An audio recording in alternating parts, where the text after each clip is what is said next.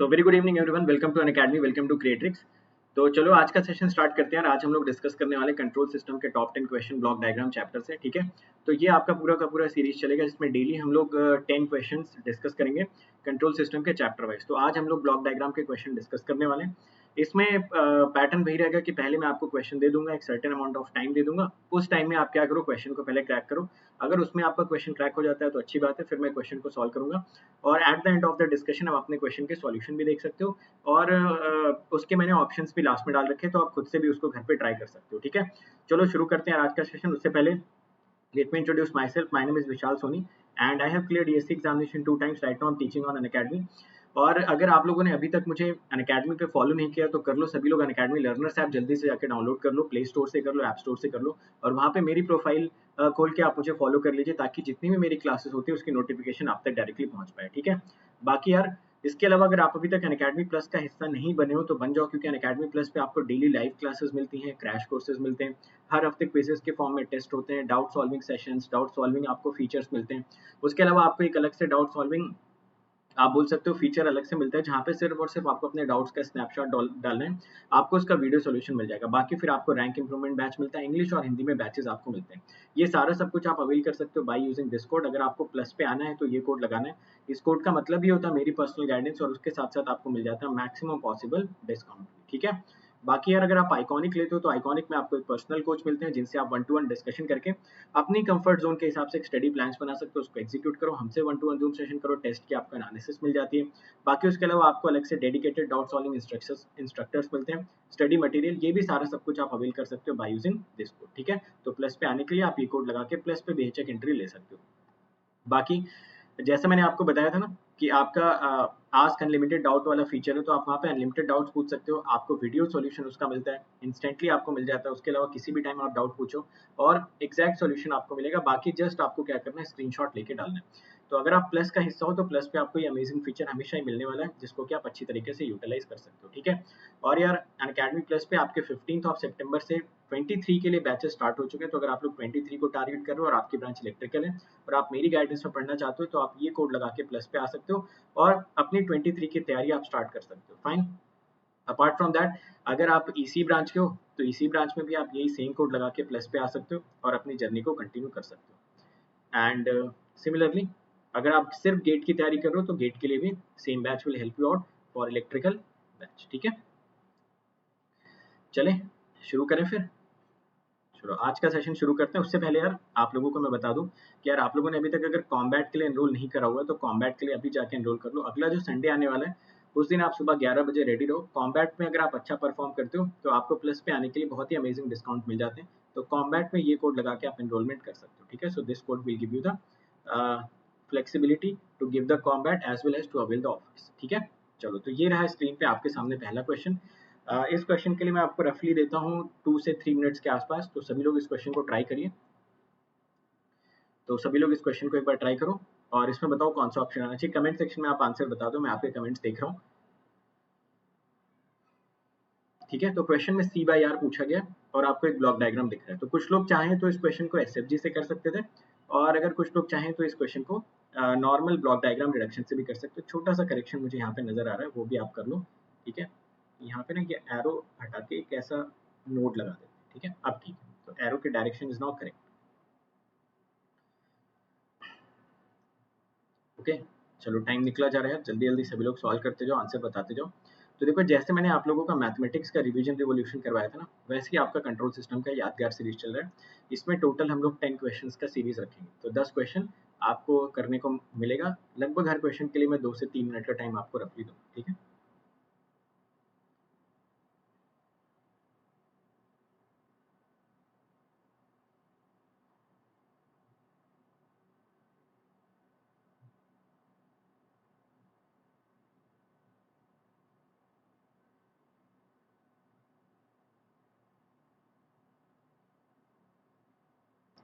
तो चलिए ट्राई करते रहिए इस क्वेश्चन को। ओके, काफी सारे लोगों ने आंसर बता भी दिया। फाइन, आप एसएफजी से भी बता सकते हो, आप इसको ब्लॉक डायग्राम से भी कर सकते हो, जिस जिस भी तरीके से आप कंफर्टेबल हो। ओके, जिस भी तरीके से आप कंफर्टेबल हो आप इस क्वेश्चन को अप्रोच करो।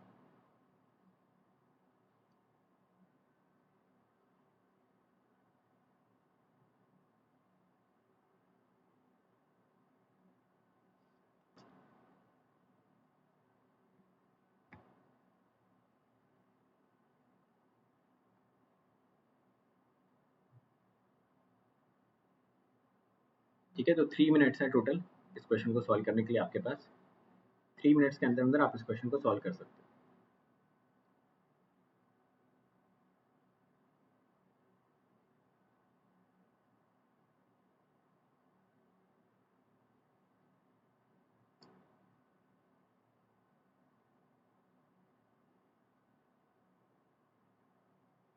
तो चलो मैं थोड़ा सा हिंट भी दे देता हूँ आप लोगों को। देखो ये वाला जो पूरा का पूरा ब्लॉक है, ये तो आपको दिख रहा होगा ना पैरेलल में, G1 G2 वाला। तो पहले तो आप लोग इसी को रिड्यूस करके G1 प्लस G2 कर लो, ब्लॉक डायग्राम को थोड़ा सा रिड्यूस करते हैं। तो एक स्टेप तो मैं एटलीस्ट कर ही देता हूँ यहाँ पे, ये लीजिए एक स्टेप यहाँ पे कर लेते हैं, तब तक आप लोग कंटिन्यू करते रहो बाकी सारे स्टेप्स।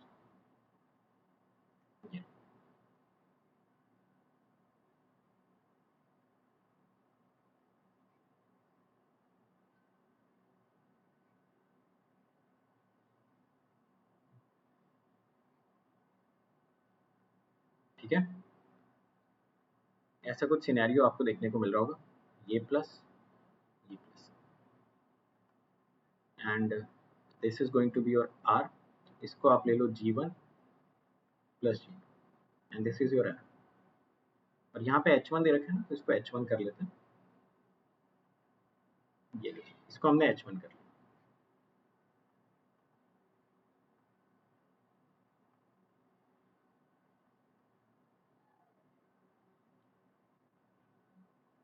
और ये मिल रहा है आपको C। ठीक है, अब तो दिख गया ना सभी को।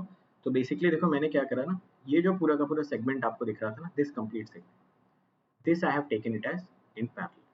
तो मैंने उसकी जगह पे G1 प्लस G2 को रिप्लेस कर दिया। बाकी अगर आपको यहाँ से C बाई आर की कैलकुलेशन करनी तो आई थिंक किसी को ज़्यादा दिक्कत नहीं होनी चाहिए, क्योंकि यहाँ से जो बचा कुचा C बाई आर वो आपका एक पॉजिटिव फीडबैक का सिस्टम बन रहा होगा। तो आप यहाँ पे फॉर्मूला लगाइए G अपॉन 1 माइनस जी की अगर आप वैल्यू यहाँ पे चेक करो तो it is by it self G1 plus G2। ठीक है, इसको हम लोग डिवाइड कर लेंगे 1 माइनस G1 प्लस G2, और फीडबैक में आई थिंक आपका प्रेजेंट था H1, so let me write it as H1। तो C बाई आर की वैल्यू यहाँ से कितनी मिल जाएगी यार आप लोगों को, this is going to be G1 plus G2 divided by 1 minus G1 H1 minus G2 H1। ठीक है, so this should be your final answer। तो देख लो ये कौन सा ऑप्शन में था, और आई थिंक सभी लोगों ने इसको एटलीस्ट कैलकुलेट कर लिया होगा, because this is very basic question. अच्छा, कुछ लोगों ने इसको एसएफजी में करके कर लिया होगा, जिन्होंने इतना दिमाग लगाना उचित नहीं समझा होगा, तो उन्होंने एसएफजी से कर लिया होगा, that is also well and good, correct. तो आइए फर्स्ट क्वेश्चन का आंसर सभी लोगों ने निकाल लिया, और आपका टाइम भी यहीं पे खत्म होता है, और आपने ऑप्शन भी कर लिया होगा। तो बताइए जल्दी से कमेंट सेक्शन में क्वेश्चन नंबर 2 की तरफ बढ़ें। तो इसका देखो जो एसएफजी वाला पोर्शन है ना, वो आप खुद से ट्राई कर लो। ठीक है, जो एसएफजी वाला इसका पार्ट है, try to do it by yourself. चलो सेकंड क्वेश्चन पे चलते हैं, क्वेश्चन नंबर 2। इसके लिए मैं आपको 4 मिनट का टाइम देता हूँ। ठीक है, क्योंकि इसमें हो सकता है आपको एसएफजी बनाने में थोड़ी सी मेहनत करनी पड़े, या जो लोग ब्लॉक डायग्राम से करना चाहते हैं ब्लॉक डायग्राम से करने में उनको थोड़ी मेहनत करनी पड़े। तो चलिए करिए मेहनत, और बताइए यहाँ पे आपको आंसर क्या मिलना चाहिए। ओके, शुरू हो जाओ। तो इस क्वेश्चन के लिए भी मैंने टाइमर सेट कर दिया, 4 मिनट के बाद इस क्वेश्चन को भी मैं डिस्कस करना स्टार्ट करूँ। के की वैल्यू उसने कांस्टेंट दे रखी है, 1 अपॉन एस प्लस ए बाहर लगा रखा है, बीच में उसने एक ब्लॉक लगा रखा है। ठीक है, ओके।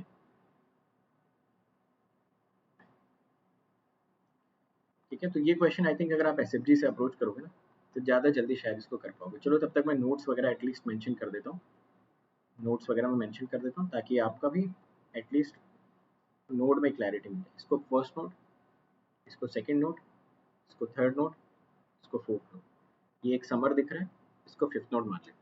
जब भी आप देखो ब्लॉक डायग्राम से एसएफजी में जाते हो, तो सारे के सारे जो आपके समर्स होते हैं उनको पहले आप न्यूट्रल बना लेते हो। न्यूट्रल बनाने का मतलब क्या होता है कि आप उनके सारे के सारे जो पोलैरिटीज होती है ना उसको बाहर निकाल लेते हो।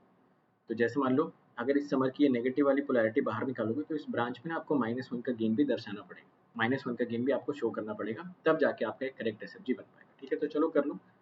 वैसे क्वेश्चन जनरली तो ईजी लग रहा है, क्वेश्चन वैसे तो ईजी लग रहा है, बट कैलकुलेशन में भी थोड़ा सा हो सकता है।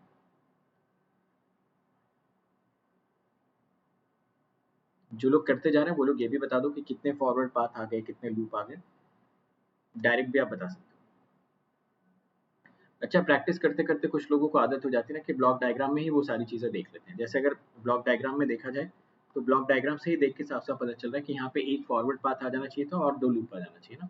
एक लूप आपका 2 3 5 के बीच बन जाएगा, एक आपका 2 3 4 5 के बीच में बन जाएगा, ठीक है। मतलब ये 2 3 4 5 2 और एक 2 3 5 2, ऐसे करके 2 लूप आपको यहीं से डायरेक्टली दिख जाना चाहिए। बट अगेन अगर एसएफजी में भी करना चाहोगे तो 1-2 मिनट का ही फ़र्क आएगा ज़्यादा से ज़्यादा, ठीक है। चलो 3 मिनट ऑलरेडी हो चुके हैं, 1 मिनट और बचा है, फिर इस क्वेश्चन को भी डिस्कस करना स्टार्ट करते हैं।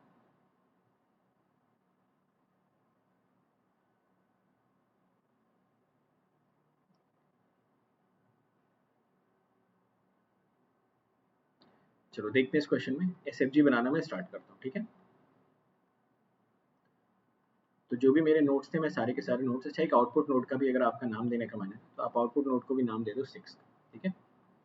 चलो तो मैं यहाँ पे सारी चीज़ें लिखना शुरू करता हूँ। नोड 1 जैसे ऐसा पीछे लिखा हुआ था वैसे ही 2 3 4 6, 2 3 4 6। बीच बीच में कौन से नोड आ गए थे? बीच में सिर्फ एक नोड 5 आया था। चलो कनेक्ट करना शुरू करते हैं। 1 से लेके 2 के बीच में था 1/s+a, तो 1 से लेके 2 को पहले कनेक्ट कर देते हैं, फिर इसका गेन भी लिखते हैं। 1 से लेके 2 कनेक्ट कर लिया, फिर इसका गेन हमने किया 1/s+a, फाइन। फिर देखो 2 से 3 के बीच में 1/s, 2 से 3 के बीच में 1/s, फिर 3 से 4 के बीच में k, 3 से 4 के बीच में k, ठीक है। फिर 4 से 6 के बीच में तो आपका सीधा आउटपुट है, तो इसको मैं 1 लिख देता हूँ। इसको मैं क्या लिख देता हूँ? 1। चलो अब बाकी कनेक्शंस देखते हैं। एक में देखो 3 से लेके 5 के बीच में आपको एस स्क्वायर दिखा, तो 3 से 5 के बीच में मैंने एस स्क्वायर लिख दिया।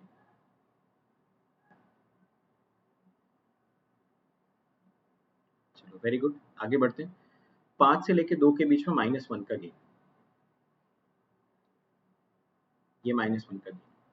और एक और आपको यहाँ से दिख रहा होगा 4 से लेके 5 के बीच में 0.1,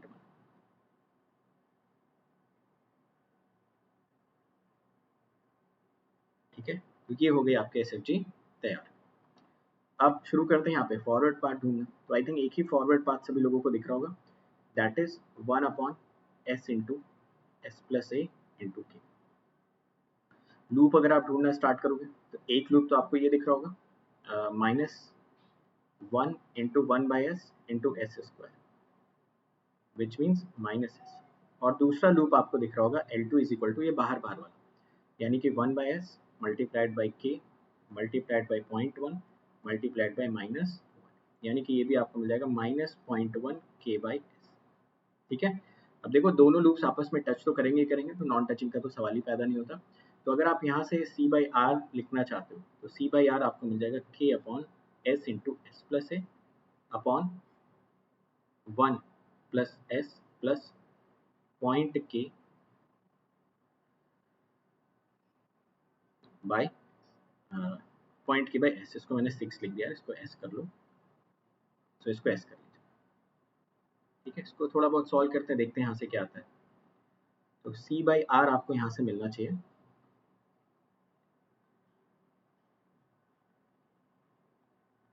k upon s+a divided by s square and plus s plus 0.1, ये हो जाएगा डिवाइड बाय s। तो देखो c/r अल्टीमेटली यहाँ से क्या मिल रहा है, it is coming out to B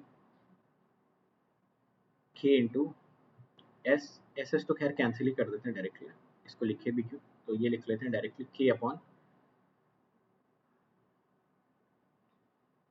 s+a, okay, divided by S square plus s plus 0.1। Check कर लीजिए कितने लोगों का सेम आंसर आ रहा है। ऑप्शंस पे एक बार चेक कर लेते हैं, which of the following option is given like this, okay. देखो तो अगर आप नोटिस करें तो बी ऑप्शन आई थिंक आपका मैच कर रहा है। सही बात है। चलिए, बड़ा ही सिंपल सा क्वेश्चन, काफी आसानी से आप लोगों ने कर लिया होगा। बाकी मैंने इसका एग्जैक्ट सॉल्यूशन भी आप लोगों को यहाँ पे प्रोवाइड करा दिया। चलो क्वेश्चन नंबर 3 ट्राई करो। इसके लिए मैं आपको देना चाहूंगा 3 मिनट्स, ठीक है।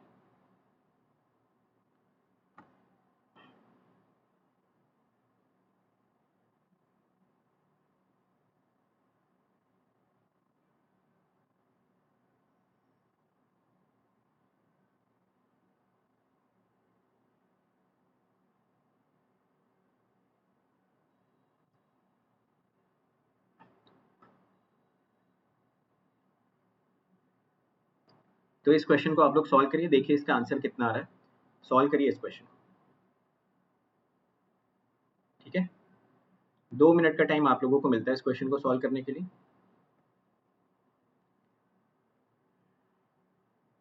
देखो, बड़ा ही आसान सा क्वेश्चन वैसे तो देख के लग रहा है एक नजर में, बट फिर भी आप ट्राई कर सकते हो। देखो आपको आंसर कितना आना चाहिए।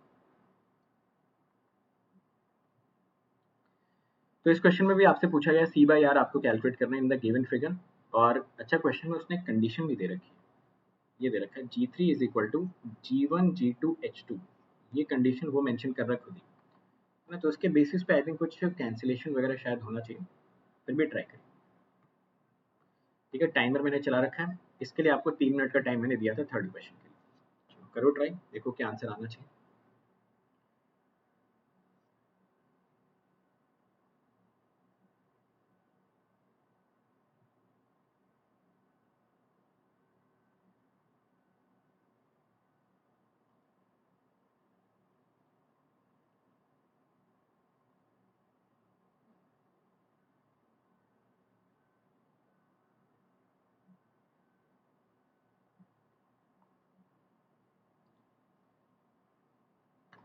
चाहो तो डायरेक्ट कर लो, चाहो तो एसएफजी बना के कर लो, टोटली आपकी चॉइस है।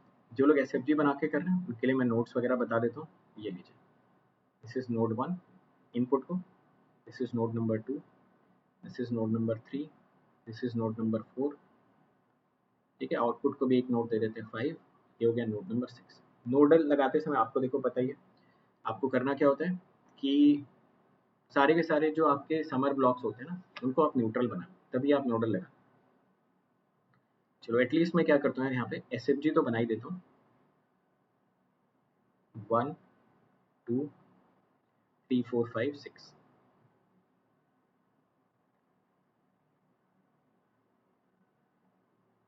यहाँ पे 6 कर, ठीक है।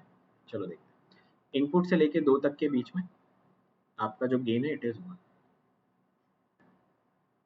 ये जो गेन है ये है 1। चलो 2 से 3 के बीच में जो गेन है वो है जी।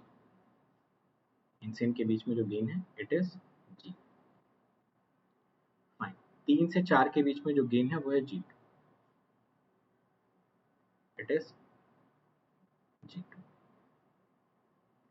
आगे बढ़ते हैं। 4 से 5 के बीच में तो खैर आपका 1 ही हो जाएगा क्योंकि ये तो आउटपुट वाला नोड था, तो ये गेन हमने ले लिया 1। आगे देखते हैं। फिर उसके बाद देखो 4 से 6 पे कनेक्टेड था -H2,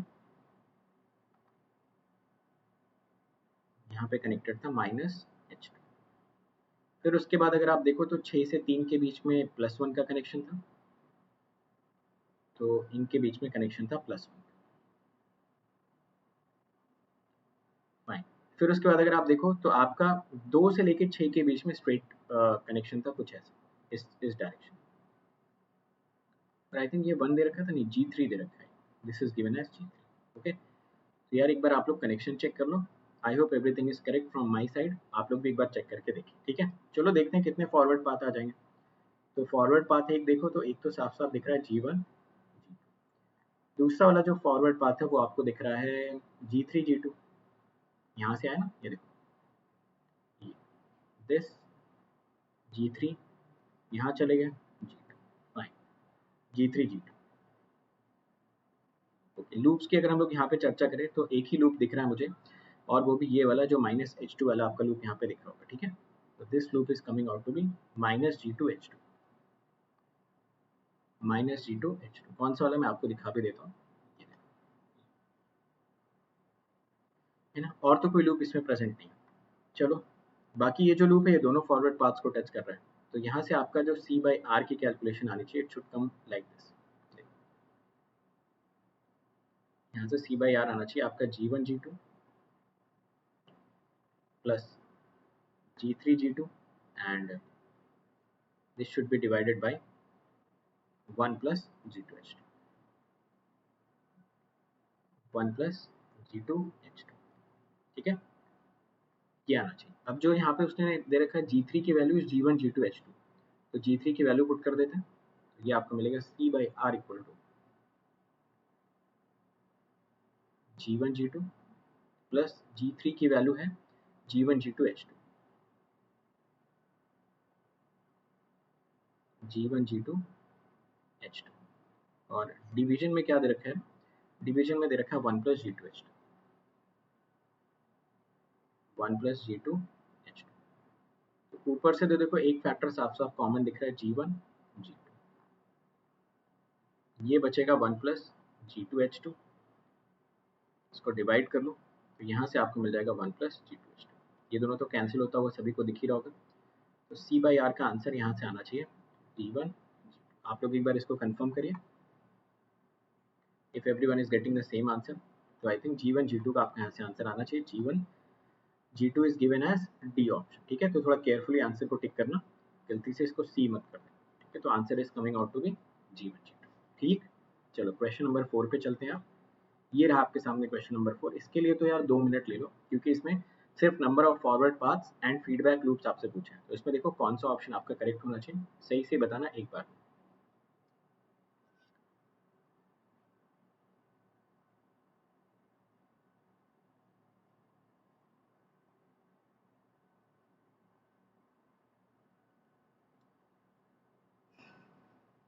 कितने फॉरवर्ड पाथ्स हैं और कितने फीडबैक लूप्स हैं ये प्रेजेंट, ठीक है। चलो गिनना शुरू करते हैं, नाम भी लिखते हैं ना इसमें।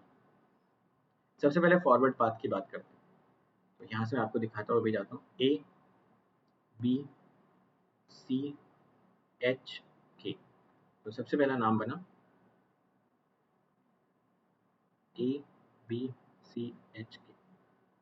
सेकंड देखते हैं और कौन सा दिखता है, यहीं से तो शुरुआत करोगे, ये नीचे चले जाते हैं A F G H K।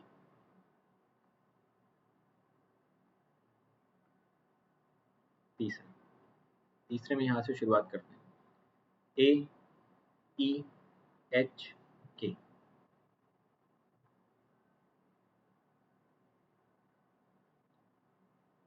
चौथा देखते हैं, ऊपर वाले में और कोई रास्ता था, नीचे में देखते हैं A F I K, ठीक है। आई डोंट थिंक इसके अलावा और कोई यहाँ पे आपको लूप दिखना चाहिए, सॉरी फॉरवर्ड पाथ दिखना चाहिए। तो फॉरवर्ड पाथ तो टोटल 4 आ जाए। लूप देखते हैं कौन कौन से एग्जिस्ट करेंगे। एक तो ये वाला DCD लूप गेन, एक हो गया DC एंड और कोई देखते हैं। एक तो ये यहाँ पे दिख रहा है IJ भी लिख लेते हैं, ओके। और कोई लूप देखते हैं,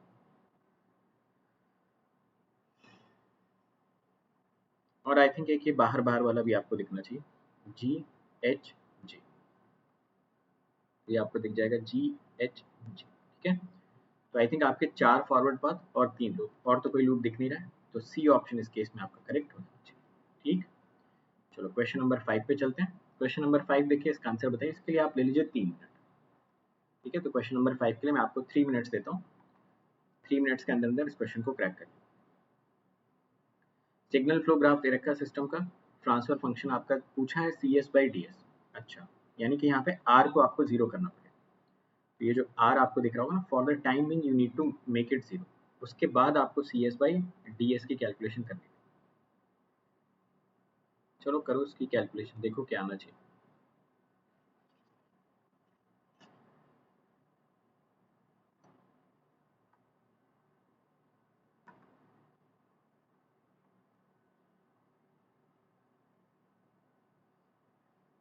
R को आप 0 रख सकते हो, ठीक है। तो R वाली ब्रांच जो इस नोड पे अपना कंट्रीब्यूशन कर रही थी ना, वो कंट्रीब्यूशन आप हटा देना, इस नोड, आर भी आके इसमें जुड़ रहा था ना, बस ये हटा दो, ये वाली ब्रांच पूरी की पूरी। बाकी फिर अपनी कैलकुलेशन आप सेम तरीके से कंटिन्यू रख सकते हो। ये ब्रांच हटा, इसको कर दो रिमूव।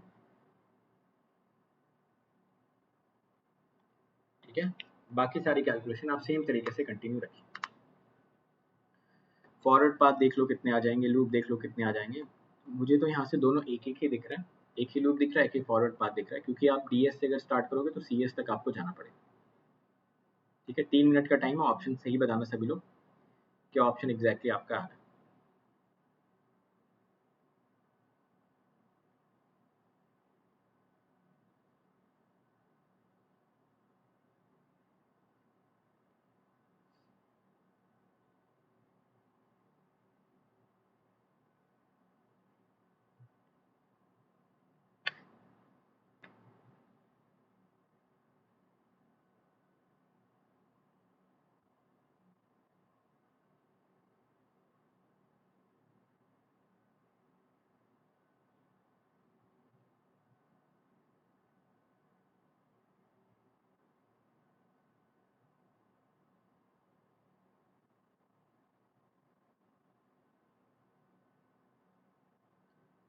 चलो देखते हैं इस क्वेश्चन को भी।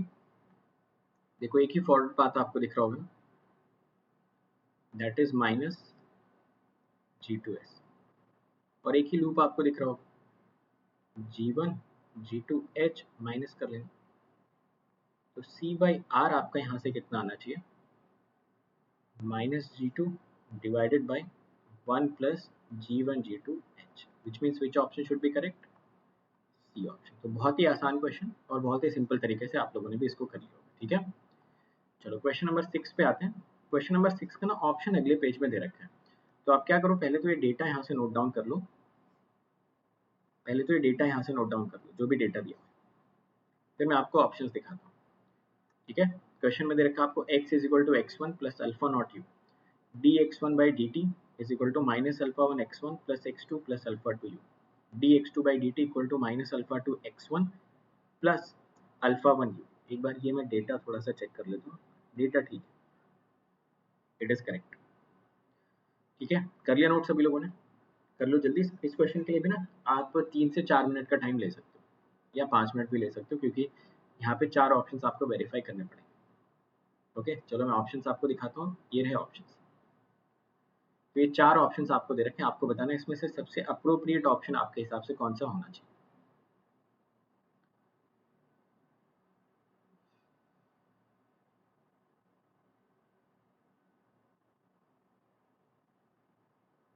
तो बेसिकली ना आप ऐसा बोल सकते हो कि डिफरेंशियल इक्वेशन से आपको एसएफजी की तरफ यहाँ पे जाने को बोल रहे हैं।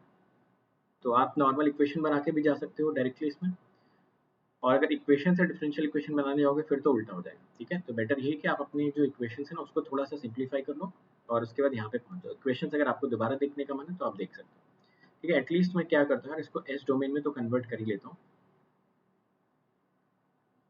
x1s, यहाँ से देखो s x1s लाप्लास लगा, ठीक है, plus x2s plus alpha two US.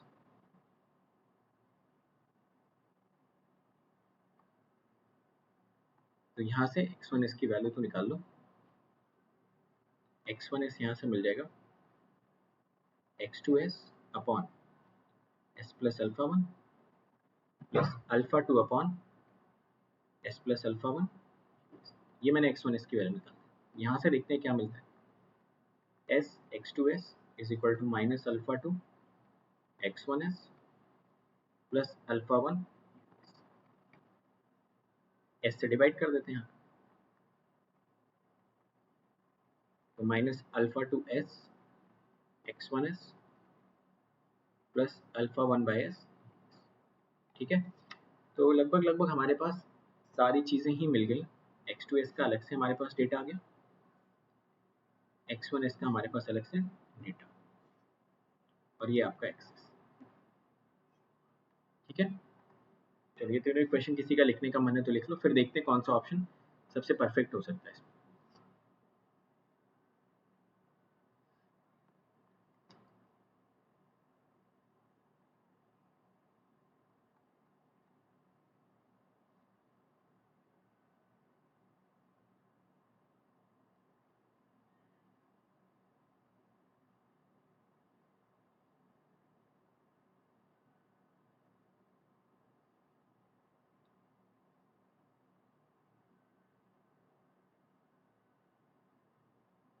ठीक है, ऑप्शंस देखो, ऑप्शंस देख लो।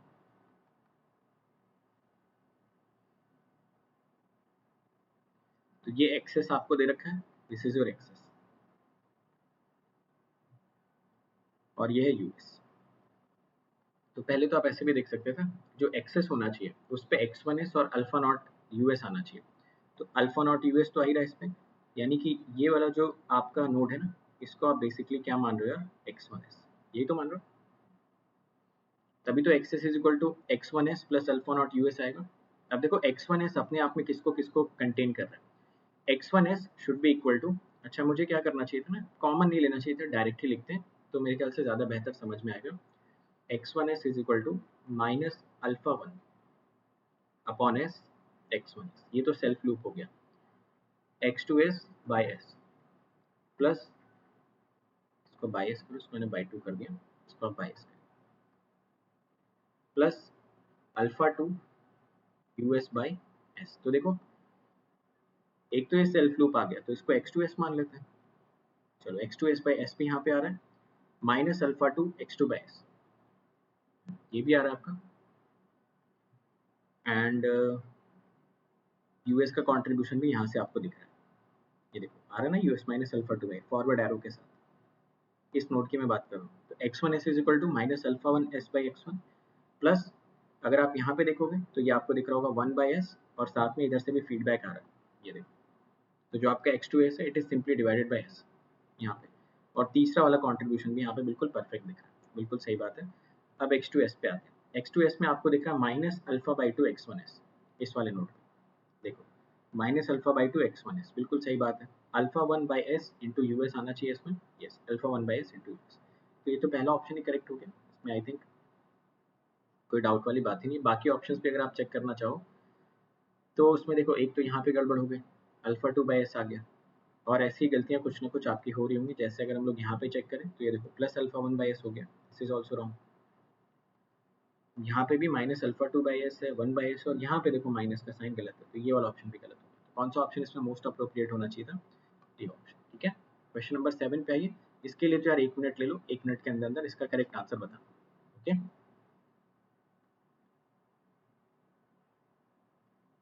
तो इसका आंसर तो 1 मिनट के अंदर अंदर करके बता देना कितना आना चाहिए।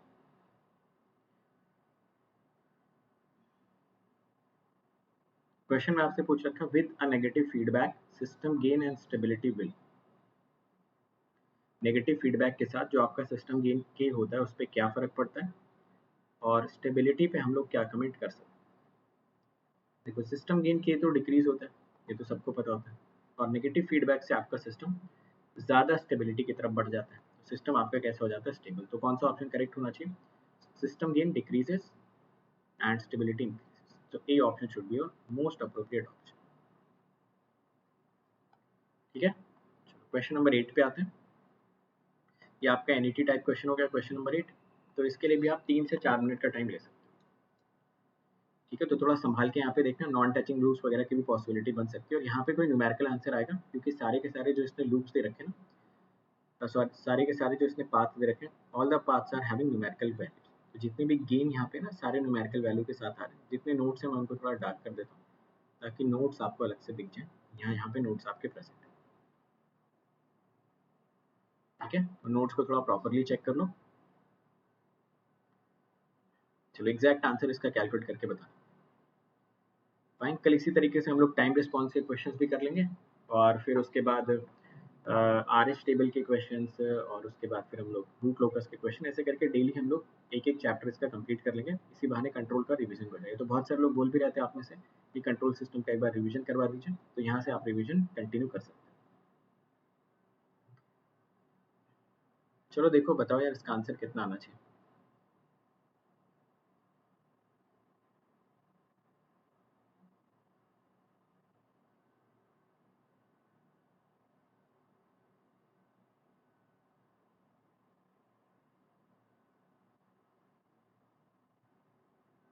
एक तो इसमें 2 फॉरवर्ड पाथ दिख रहे हैं, ठीक है, ऊपर से 3 लूप्स दिख रहे हैं जिसमें से 2 नॉन टचिंग भी हो जाएंगे, ऊपर से 2 नॉन टचिंग भी इसमें होने चाहिए।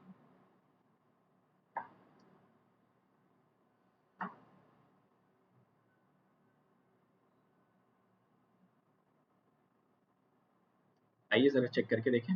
चलो तब तक मैं फॉरवर्ड पाथ वगैरह तो लिख ही लेता हूँ। देखो एक फॉरवर्ड पाथ तो दिख रहा है 5 4 2 10,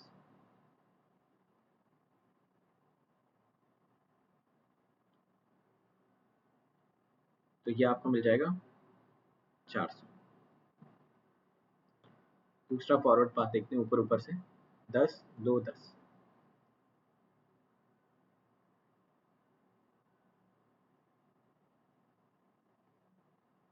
ठीक है। और कोई फॉरवर्ड पाथ है?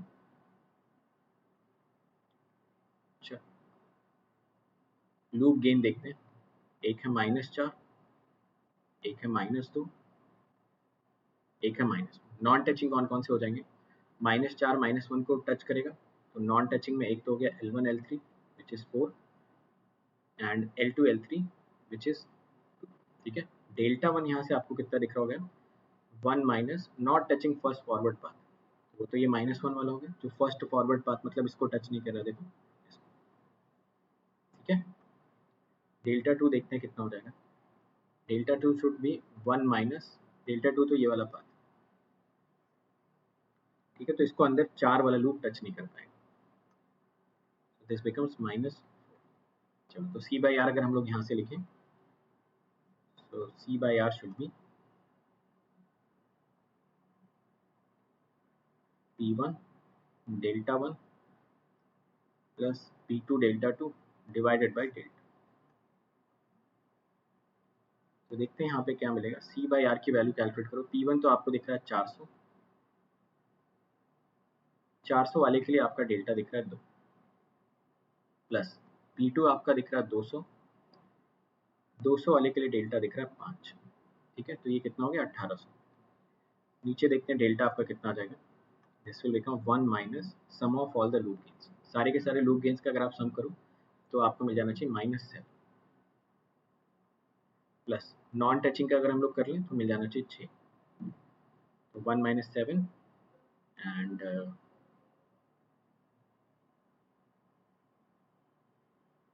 प्लस 6 है ना, ऐसा कुछ, क्योंकि देखो 1 माइनस L1 प्लस L2 होता है ना, plus sum of all the non touching loop gains होता है, तो ये मिल गया आपको 1800 डिवाइडेड बाई 40। इसको सॉल्व कर लेना, यही आपका लूप गेन हो जाएगा 1800 बाई 40। तो जो भी आपकी डेसिमल वैल्यू यहाँ से आएगी वो आप चूज कर लेना अपने अकॉर्डिंग। फाइन, चलो अगले क्वेश्चन की तरफ चलते हैं। इसके लिए तो यार एक ही मिनट ले लो। Positive feedback signal improves the performance of the automatic control system.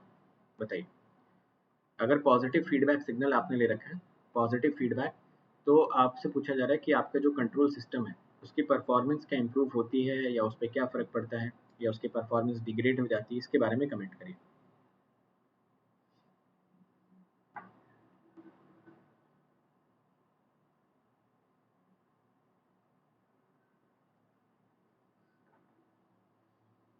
ठीक है, एक काम करो यहाँ पे ना, ये सिग्नल की जगह पे सिस्टम होना चाहिए।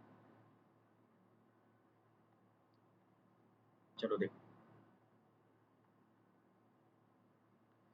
तो देखो ये जो क्वेश्चन है ना काफ़ी सब्जेक्टिव क्वेश्चन है। मतलब जो पॉजिटिव फीडबैक सिस्टम है वो performance of the automatic control system improve करता है कि नहीं करता है, इसके बारे में आप सभी लोगों को ये पता होना चाहिए कि जब भी हम लोग किसी भी कंट्रोल सिस्टम की बात करते हैं, जब भी हम लोग किसी भी कंट्रोल सिस्टम की बात करते हैं, तो कंट्रोल सिस्टम में जो कंट्रोलिंग मैकेनिज्म आता है वो हमेशा नेगेटिव फीडबैक से आता है। पॉजिटिव फीडबैक अगर हम लोग उसमें लगा देंगे तो वो सिस्टम आपका अनकंट्रोल्ड हो जाएगा। अगर हम लोग उसी सिस्टम को एज अ ऑसिलेटर वगैरह यूज करना चाह रहे हैं देन इट इज ओके।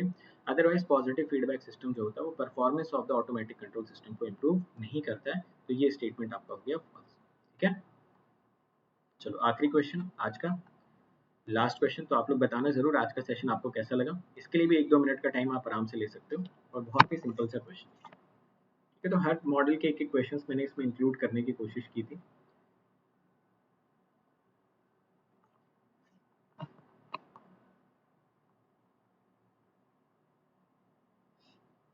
तो इसका कौन सा ऑप्शन करेक्ट हो जाना चाहिए?